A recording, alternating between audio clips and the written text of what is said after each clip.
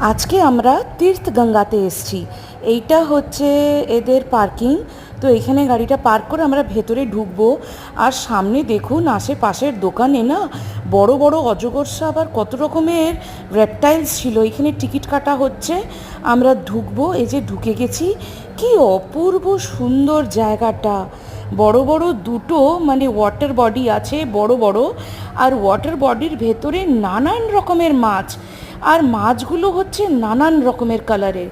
কি অপূর্ব সুন্দর। আর এখানে না মাছের খাবারও বিক্রি হচ্ছে। আর মাছের খাবার দিলে না মাছগুলো লিটারেলি আপনাকে পুরো ছেঁকে ধরবে। কিন্তু অপূর্ব লাগছিল, আমি ভীষণ এনজয় করছিলাম।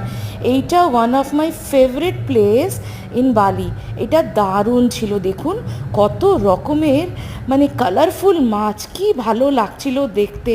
আমার তো ভীষণ মজা হচ্ছিল। আমি একটু